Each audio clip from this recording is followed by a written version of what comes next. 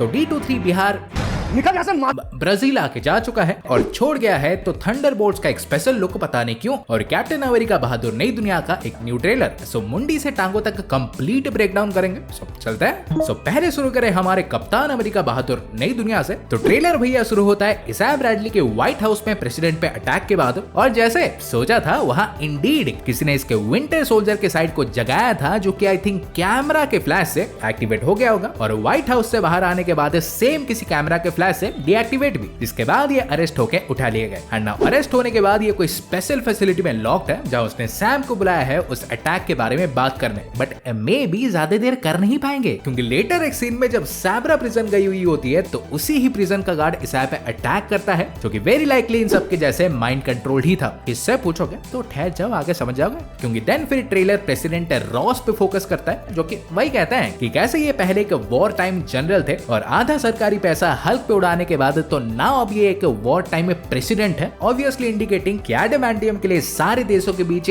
सारे छोड़ो यूएस और जापान के बीच जो भयंकर सा केओस चल रहा है। इनफैक्ट भाई ये जो सैम रॉस को वार्न कर रहा था ना कि उसके इनर सर्कल में कोई गद्दार है, तो वो ट्रेटर आई थिंक और कोई नहीं बल्कि खुद रॉस ही है, जो कि डायरेक्टली भाई द लीडर के साथ ही मिला हुआ है। और काहे पूछ के पंचायती करोगे तो कुछ तो फिल्म के लिए छोड़ दो, सब थोड़ी बताऊंगा। बट हाँ ये जरूर बोलूंगा कि ऐसे भी नहीं कि all through out the film में एक साथ ही काम करेंगे। ये हरी खोपड़ी भाई किसी के बाप का सगा है ही नहीं, इवेंचुअली हमारे रॉस को भी बिट्रे करेगा। लाइक अगर तुमने नोटिस किया होगा तो रॉस भाई ब्रूस की तरह ऐसे कोई स्पेसिफिक जरूरत के टाइम या कोई इंटेंस मूवमेंट में ट्रांसफॉर्म नहीं होता, या लिटरली भाई ऐसा स्पीच देते देते ही रेड हल्क में बदल गया, जैसे कि किसी ने इसे उस मूवमेंट में ट्रांसफॉर्म होने के लिए फोर्स किया हो। मे भी शायद कोई साउंड या कोई चीज से, पर जो भी हो ये पक्की बात है कि इसके पीछे द लीडर ही होगा। सो इसका मतलब भाई रॉस और लीडर पहले तो ऐसे एक साथ काम कर रहे होंगे, God knows why, but eventually भाई रॉस के बिना जाने लीडर ने उसमें रेड हल्क को डाला होगा। और इस सीन में जब पूरी दुनिया का फोकस रॉस के स्पीच पे था तो तभी इसने उसे ट्रांसफॉर्म कर दिया। काहे पूछोगे तो सिंपल है, दुनिया को दिखाने के लिए कि ये सुपर बीइंग्स देखो कितने खतरनाक है, और अगर यूएस का प्रेसिडेंट ही एक हल्क हो सकता है तो भाई कोई भी हो सकता है, तुम्हारा पड़ोसी भी। और इसी डर से दूसरे देश इन्हें काउंटर करने के लिए अपने सुपर बीइंग्स क्रिएट करे, जो कि सीधी बात है कोई सब्जी की दुकान से तो मिलेंगे नहीं। सो डायरेक्टली हो या इनडायरेक्टली ये लीडर से ही बनाएंगे, और इसमें भाई उसका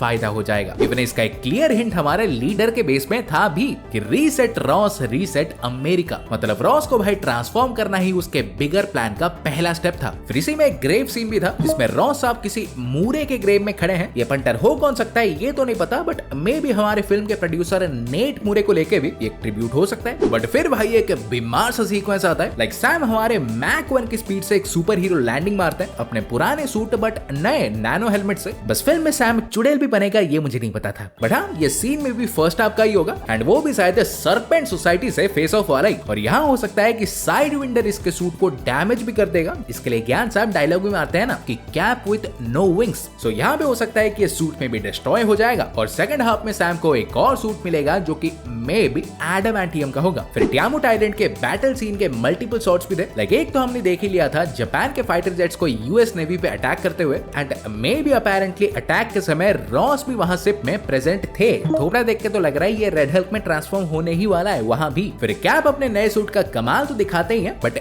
जोक्विन टोरेस शायद नहीं दिखा पाएंगे, बिकॉज एक क्विक शॉट में वो मिसाइल से हिट होके आसमान से गिरता दिखता है। ये सैम भैया जहां भी होता है वो आसमान से ही गिरता है। सो इवन ये हॉस्पिटल वाला सीन भी सैम शायद जोक्विन से ही मिलने आया है। फिर अगले सीन में भाई लीडर के हमारे माइंड गेम्स चालू हो जाते हैं, लाइक सैम और टोरेस में भी लीडर को ट्रैक करके उसके बेस में गए हुए होते हैं, जहां इनफैक्ट प्रेसिडेंट की पर्सनल ब्लैक विडो सैब्रा भी प्रेजेंट होती है। और वहां उन्हें लीडर मिलेगा कि नहीं ये तो देखो नहीं पता, क्या मिलेंगे ही नहीं, क्योंकि टर्न्स आउट कि वो एक ट्रैप ही होता है, बिकॉज बाहर आते ही ये तीनों अरेस्ट हो जाते हैं। और इंटरेस्टिंगली भाई यहाँ पे इन सोल्जर्स में से एक सेथ रॉलिंस भी थे, जो कि रिपोर्ट्स के हिसाब से अगर सरपेंट सोसाइटी का ही एक मेंबर होने वाला है। सो मेक्स में भाई वंडर कि अगर साइड विंडर की सरपेंट सोसाइटी और लीडर एक साथ ही काम कर रहे हैं। और फिर फाइनली क्लाइमैक्स सीन जिसमें रेड हल्क और कैप भिड़ते हैं और रल्क साहब एक जलती हुई गड्डी फेंक मारते हैं, तो सैम अपने एडामांटियम हो या वाइब्रेनियम ब्लेड से उस कार के 2 टुकड़े कर देते हैं। सो बेसिकली भाई जो भी था यही था। होपफुली ट्रेलर की तरह फिल्म भी ऐसे अच्छी निकल आई तो कृपा होगी और क्या। बट हाँ, अब थंडरबोल्ट्स को भी कैसे भूल सकते हैं, उसका एक फालतू में स्पेशल लुक भी तो पटक दिया था, जिसमें वैसे तो भाई ऐसा कुछ नया नहीं था, लाइक बेसिकली ट्रेलर वाले सीन्स के एक्सटेंडेड क्लिप्स थे। बट थर्ड एक्ट की कुछ इंटरेस्टिंग चीजें देखने मिली, जैसे कि अब वैल ने खुद ही कंफर्म कर दिया है कि वो अवेंजर्स टावर को खरीद चुकी है। फिर फाइनली सालों बाद बकी को भाई मार्वल वाले एक विंटर सोल्जर की तरह ही दिखाने वाले हैं, ऐसे गड्डियां वड्डियां उड़ा रहा है हाथ से। फिर येलेना और अलेक्सी को देख के लग रहा है कि हो सकता है कि यहाँ ओल्ड सैंटा रेड गार्डियन इसमें निकल सकते हैं। इनफैक्ट इस सीन में ये जो ऊपर ऐसे देख रहे हैं तो वो शायद सेंट्री ही है, बजने वाली है सबकी। और बेसिकली देखो यही सब था। सोचा था कुछ डेयरडेविल का भी ऐसे फेंक फाक देंगे, बट नहीं फेंका तो काम चलाना पड़ता है। सो आज के लिए भाई इतना ही था। वीडियो अगर पसंद आई हो तो वीडियो को लाइक करो और ऐसे ही रापचिकदार वीडियोस पाते रहने के लिए चैनल को सब्सक्राइब कर दो। और मैं तुमसे मिलूंगा एक और वीडियो में। सो गाइस तब तक बाय और टेक केयर।